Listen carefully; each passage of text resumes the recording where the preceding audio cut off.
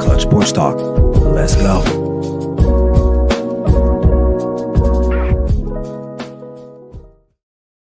Hey, what up, what up, what up? How's it going, everyone? It's me, your boy, Ryan Flowers, a.k.a. Clutch Sports Talk, and I'm back in the house tonight with another episode of NFL Matchups. It's Week 8. Just like that, man, you blink, and we're already pretty much halfway through the season. Still got a lot of games left to play, but if it just feels like Thursday night opened up with, like, the Eagles and the Cowboys, and just like that, it's November. So, but as usual, man, we always got lots to talk about tonight, but I do want to spend some time talking about two teams that are heading down same path of destruction and mediocrity, and that's the Miami Dolphins and the Las Vegas Raiders. So I'm going to spend some time this evening talking about those two teams, and of course, it wouldn't be NFL matchups if I did not break down every game going into Week 8 and give you my keys to victory for either team and talking about the betting lines and predictions and things of that nature. So if you love football, then you are in the right spot. So sit back, relax, and enjoy the show. This is NFL Matchups with me, Ryan Flowers. You know what to do. Let's go. We're going to be here all day, baby. I like this kind of party. I like this kind of party, baby.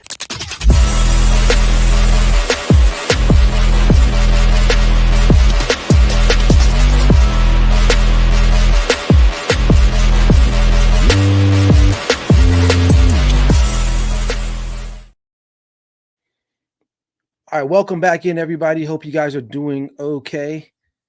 Oh, there we go, live TV. Sorry about that.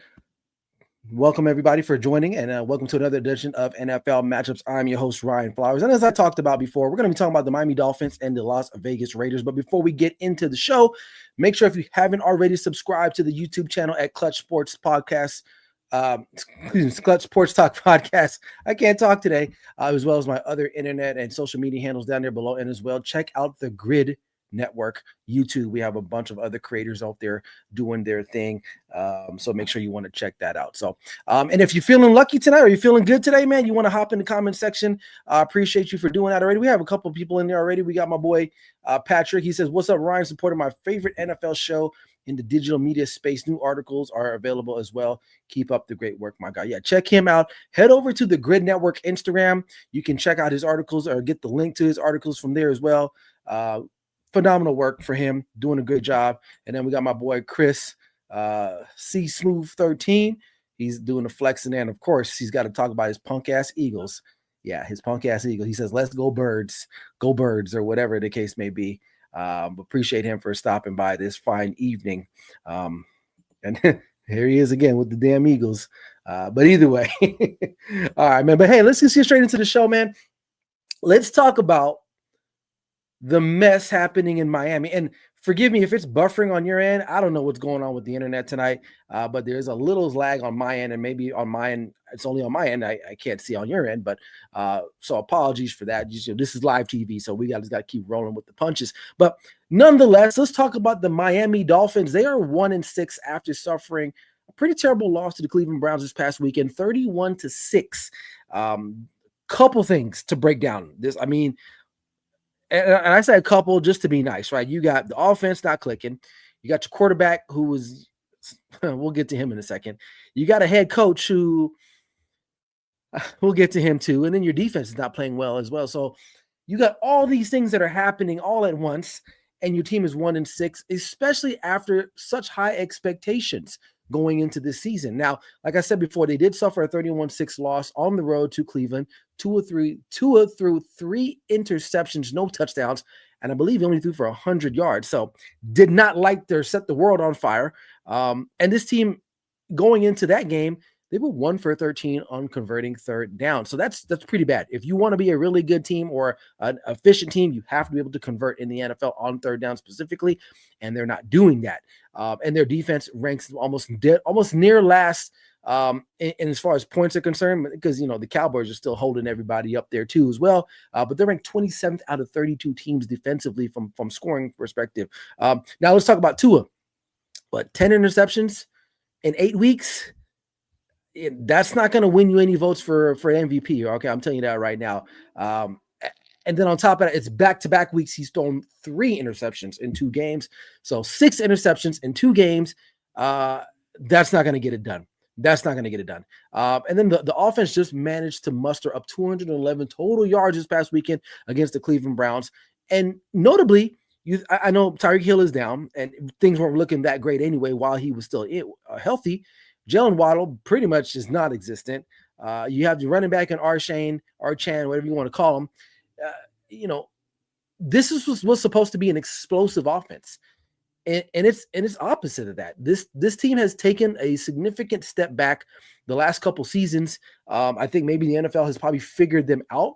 But nonetheless, this is not a very good offensive team. Now, you look on the defensive side of things, like I just mentioned before, they're one of the worst teams as far as giving up points. I believe 29 points per game they're giving up. And then they've given up 66 points in 2 games. So that's not good at all. I mean, your offense isn't scoring and you're giving up that many points. That's a recipe for disaster. Now, you look at the coaching, call a couple things there. Number one, Mike McDaniel has not really shown the ability to adapt to the situation that he's been, I wouldn't say thrust upon, because it's his situation that he created. There has been articles and news and reports saying that he really isn't a leader of men in the locker room. Most veteran players do not respect him, and it's pretty obvious. Now, there is a rift. I think there's got to be a rift between him and his quarterback and Tua. Back and forth shots. The week before, Tua talking about teammates, throwing those guys under the bus, and then you got your head coach this week talking about the expectation of the quarterback, and he's like, yeah, to not throw interceptions. Yeah, he's talking about Tua. There appears to be a gap with the coaching staff, or at least in particularly Mike McDaniel and the rest of his team. This is not a team that is being led correctly. You have leaders calling out other players instead of leading, and then the coach is just kind of sitting there in his capri pants, looking not like a head coach in the National Football League, more looking like some guy that's going to sell you an iPad in an Apple store. Mike, and I get it. Looks are deceiving, but when you compare him to guys like when Brian Flores was the coach there in Miami, or you look at Dan Campbell, or you look at Mike Tomlin, these are guys, these are like men. You know what I'm saying? Not to say that Mike McDaniel is less of a man, but he doesn't exude that posture of an alpha male coach in an alpha male dominated environment.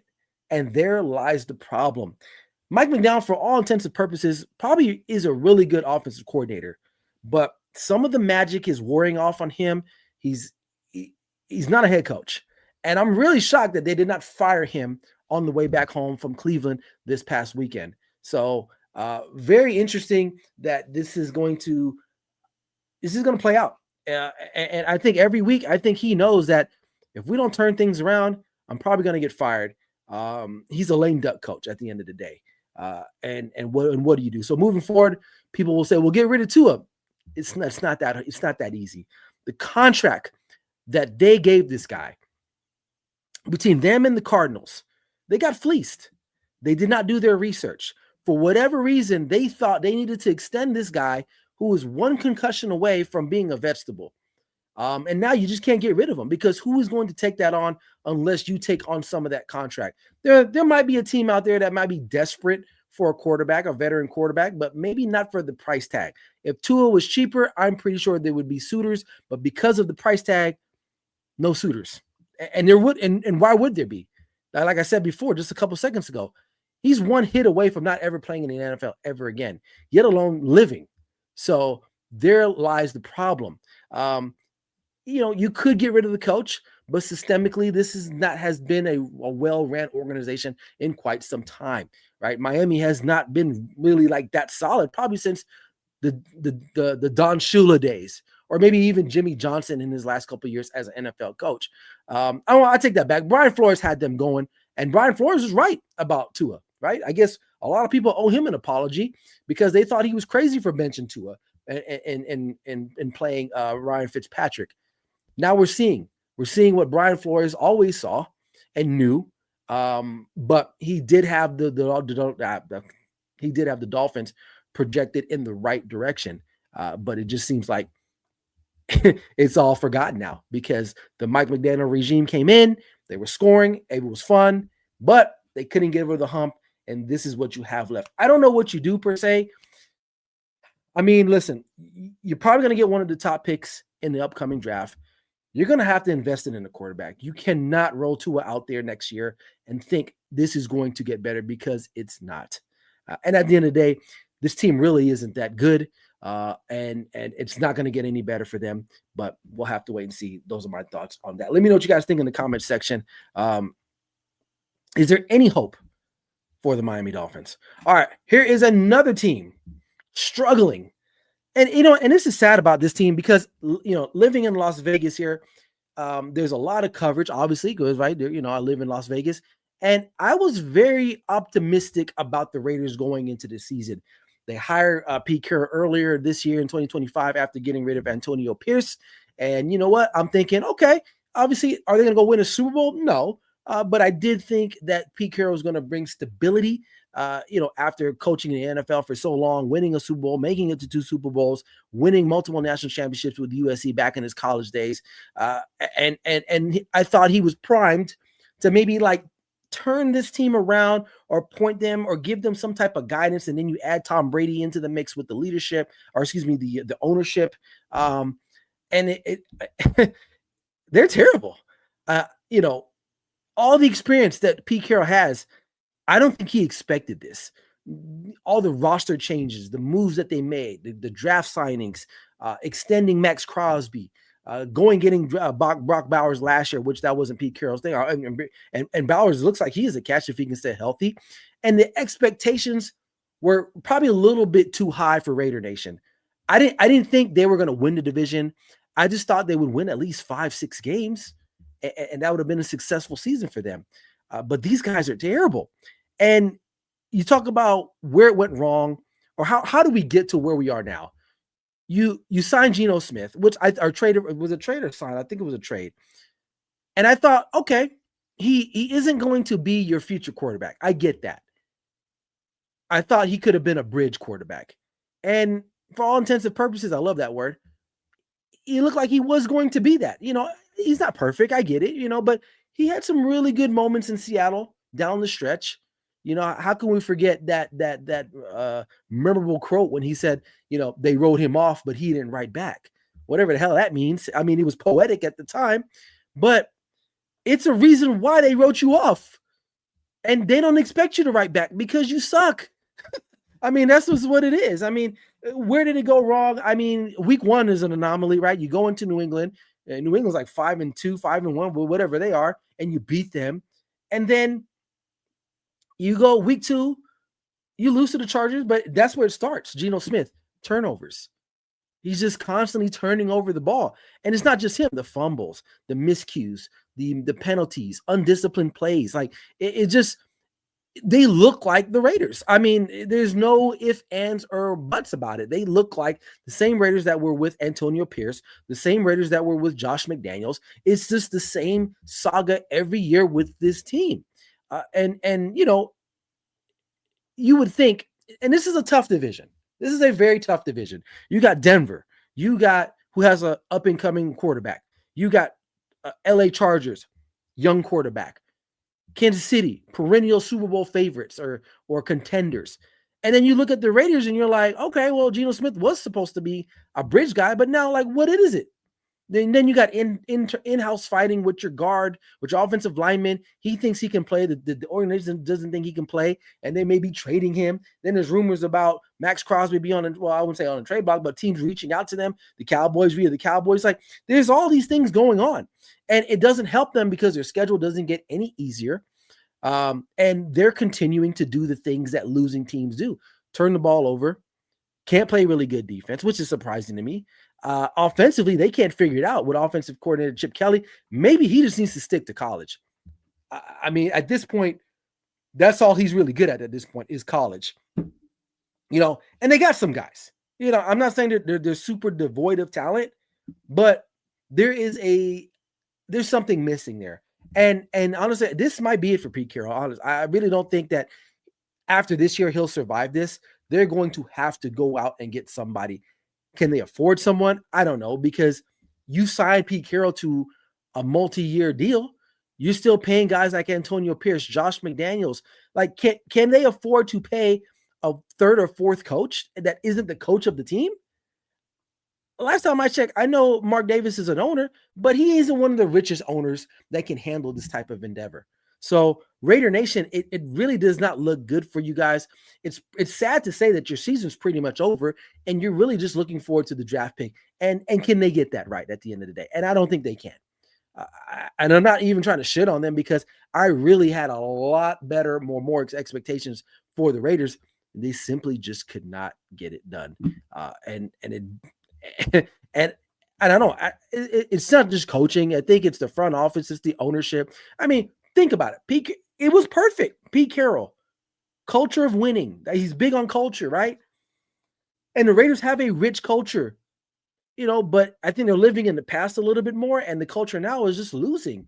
And I think Ashton Genty said it best. I mean, this team is just used to losing over the years, and the fan base, just like Cowboys fans too, you're going to have to stand up at some point and say, we're not paying for the games. We're not paying for this. We're not doing that until the team gets better. Of course, that's not going to happen because people are going to go watch the Raiders and the Cowboys and the Packers, all these blue blood type of teams, and it's not going to happen. But at the end of the day, what I want to see from this offense, number one, is explosive plays. I think, they don't have more than 3 plays a game over 20 plus yards.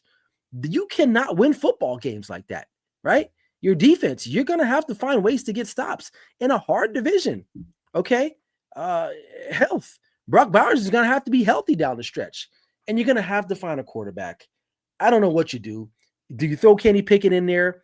I guess. I think he sucks too. Aiden O'Connell or Aiden O'Donnell, whatever his damn name is, he sucks too. You got to go make a trade. You got to do something. What that is, I don't know. But Raider Nation, I'm sorry. It's not just win. They should just change that whole phrase to just lose, because that's exactly what they're doing. Okay. Enough with that. Let's get to some matchups here. Let me know if we got some comments in here. No comments right now. All right, let's get into it real quick. And the internet is just killing me right now, dude. Let me see if I can switch over here because I have no idea why the internet is just killing me today.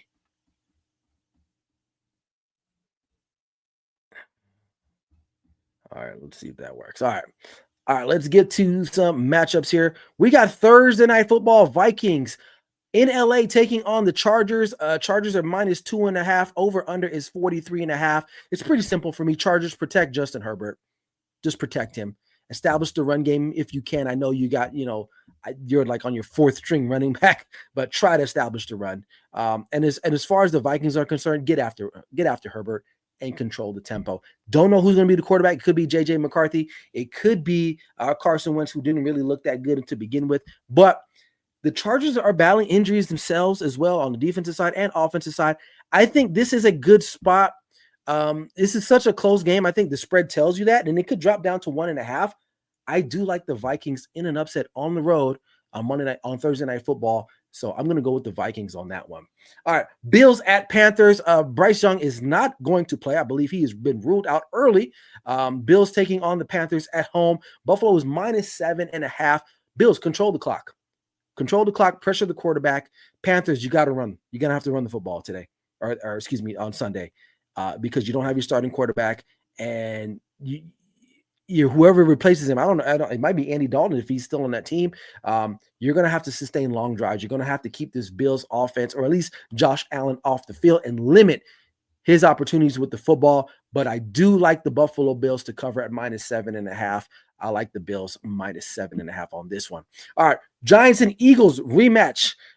Philadelphia coming in off of a really solid win on the road in Minnesota. They are favored at -7 against the Giants. They're looking for revenge. They lost to them, 2 weeks ago on, was it Thursday Night Football, if I'm not mistaken? They're looking for a vengeance.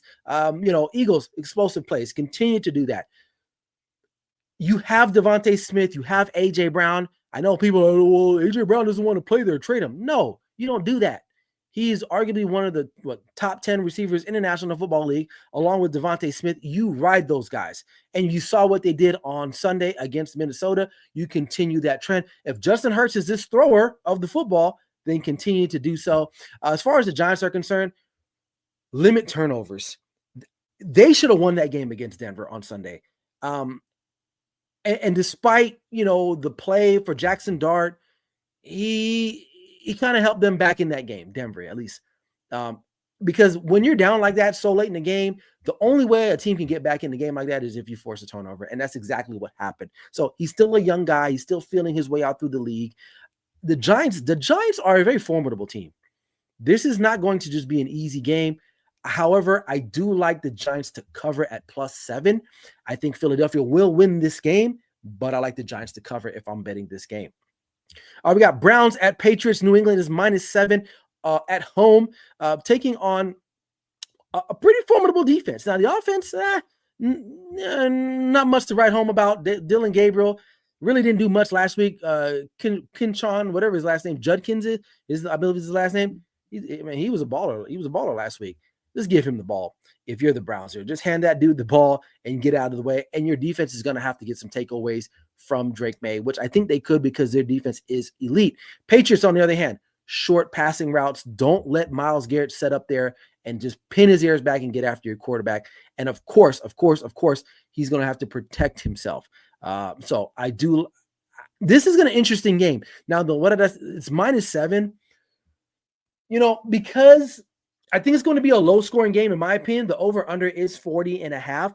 So if I'm going to bet anything on this game, I probably would do the under at 40.5. I don't think both offenses are going to get going because the Browns defense is going to be pretty solid. And the Patriots defense at home, it should be okay against a very ineffective rookie quarterback. And if they're going to be running the ball out, I think it's going to take a lot of time off the clock. So I do like the under in this game. As far as the winner of this game, it's got to be the Patriots. I mean, you're at home.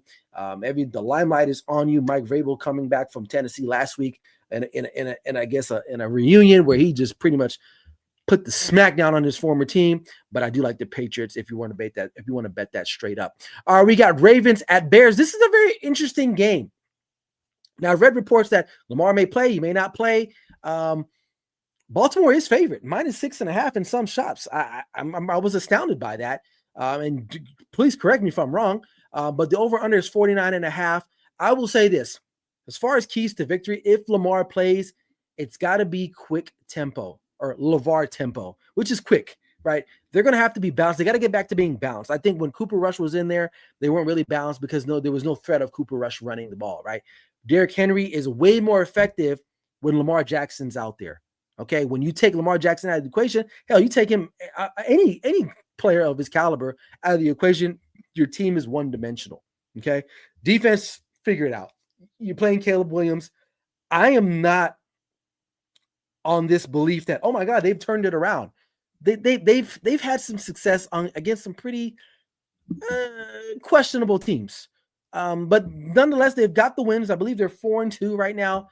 But I think for whatever reason, Ben Johnson is figuring some things out. I think he understands that Caleb Williams is what he is. He's not going to be very accurate because he's not an accurate quarterback. He's better off script. He's better outside the pocket. So they're going to try to do things like that. I think they're going to have to continue to rely on the big plays down the field when they can get them.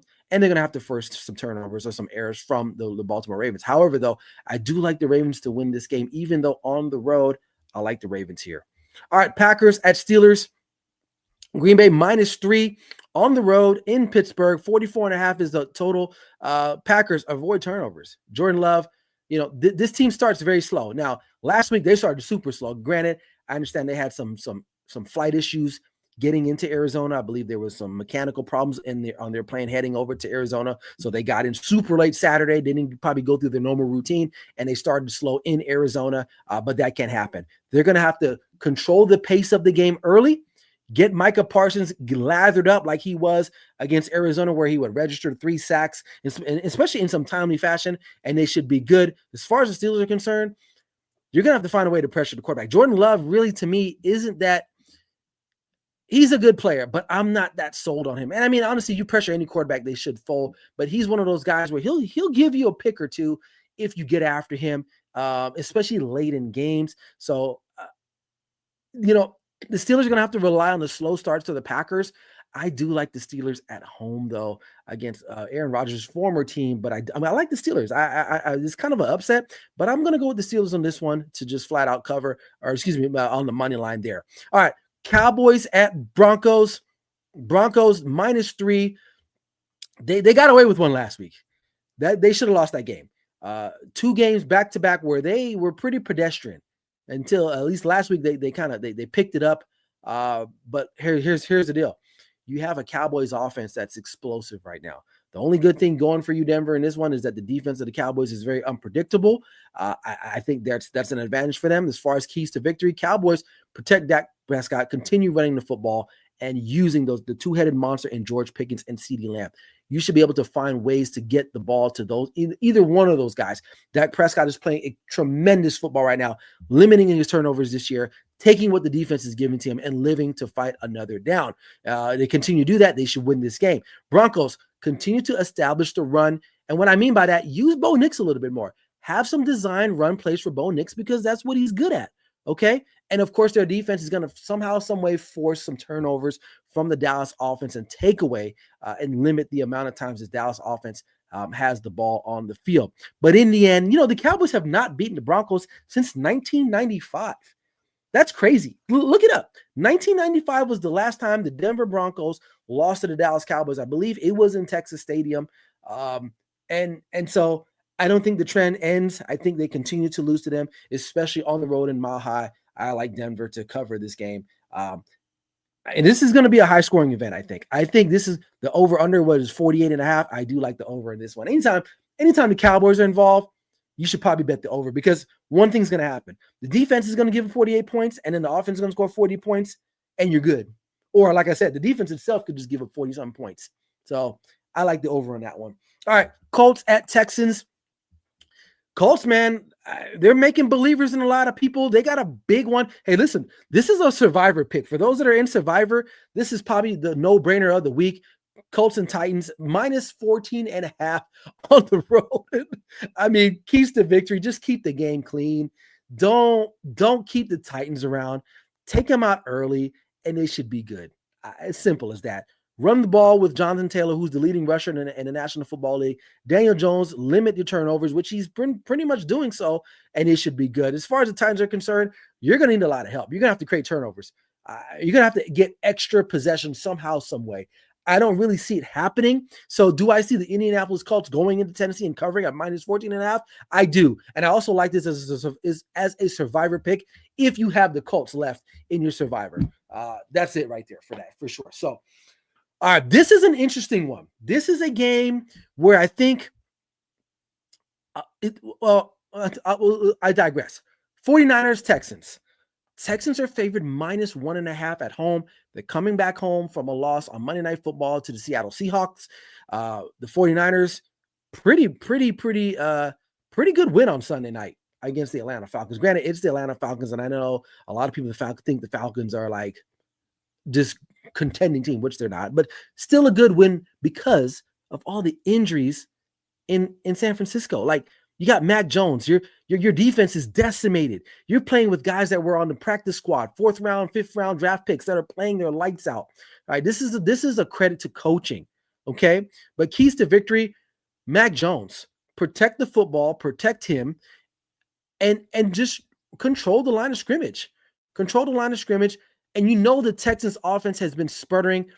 I like Robert Saleh's defense against the Texans. So you kind of know where I'm leaning with this right now. As far as keys to victory for the Texans, you're going to have to be efficient. All right. CJ Stroud, after he big broed Caleb Williams, has not looked good. Right. He's looking pretty bad. And I know a lot of it isn't his fault. I believe Nico Collins is out this week due to concussion protocol. So that's your best weapon. He's not available. And I know that home, but give me the 49ers. Give me the 49ers to win this game outright on the money line as the road dog. This is probably the best pick of the week, honestly, in my opinion. And we'll come back to this if I get it wrong or if I get it right. But to me, this is the best pick of the week for me. I like the 49ers on the road to win this game. All right, we got Buccaneers at Saints, NFC South Division rivalry here. Tampa Bay on the road, -6, over and under 47.5. Tough loss for the Buccaneers this past weekend. they just couldn't get it going on Monday night against Detroit. Detroit looked every a bit of a Super Bowl contending team, despite the injuries in the secondary. But Tampa Bay's got some injuries too. You know, Mike Evans out for the foreseeable future, at least 6 to 8 weeks with a broken collarbone.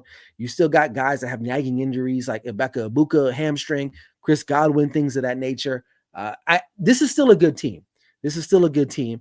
I think if they can just maybe run the football, you know, get some early touchdowns. I mean, it is New Orleans. Now, New Orleans does play teams pretty tight. I will give them credit. But the defense is going to have to probably carry the Buccaneers a little bit more in this game. I can see that happening. And they're going to have to convert in the red zone, right? That's something that they kind of struggled with here recently. They're going to have to do that. Saints, they're going to have to get turnovers. They're going to have to run the tempo. Spencer Rattler, they're going to have to figure out the way to get that building going. You're at home. Get it nice and loud. It's a divisional game. So it should be a little bit closer, but still give me the Tampa Bay Buccaneers to cover at -6. I like the Buccaneers in that one. And finally, we got Chiefs versus Commanders on Monday Night Football. Chiefs are -9.5 against the Commanders, and it does not look like Jaden Daniels is going to play. He looks like he's injured again. Keys to victory. Listen, that Chiefs offense looked pretty damn explosive the other day. Granted, it was the Raiders, but you got Rashee Rice, you got Xavier Worthy, you got Juju Smith-Schuster, who's a nice, big receiver in the slot. You still got the other guy that they were developing. I believe his name is Thornhill. Isaiah Pacheco's running the ball. Travis Kelce, he may not look be like Travis Kelce that we knew, but he's still pretty formidable. And maybe it's because they got some other weapons outside that was creating some mismatches for him. They got to continue to do that. If they get up on the Commanders early, this one's pretty much over. Commanders, you're gonna have to find a way to just get some turnovers. You're lucky you're at home, but you're going to have to run the football. You're going to have to keep this Kansas City Chiefs offense off the field, but I don't think it's going to happen. I do like the Kansas City Chiefs to cover this game and walk away with those pretty easily. So there you have it. All right, those are all 13 games. Those are my predictions. Love them, like them, leave them, whatever it is. It is what it is, right? So sorry for the buffering tonight, man. I'm going to have to get that right for next week, but that's all I got for this episode. Make sure if you haven't already, subscribe to my YouTube channel. You see it right there down there below, Clutch Sports Talk Podcast at YouTube. Also check me out on the Grid Network as well as Instagram and TikTok. So like, share, comment, follow, but make sure you subscribe and tell your friends, tell everybody, man. NFL matchups is usually, I'm trying to figure out the schedule. It's either Tuesday or Wednesday, but if you check my social media, you'll know when when the episodes are going down. So other than that, that's all I got this evening. Appreciate you guys for stopping in. Until next week, I'm your boy Ryan Flowers, aka Clutch Sports Talk. Like I always say, never settle till the work is done. We'll see you guys next week. Peace. Clutch Sports Talk. Let's go.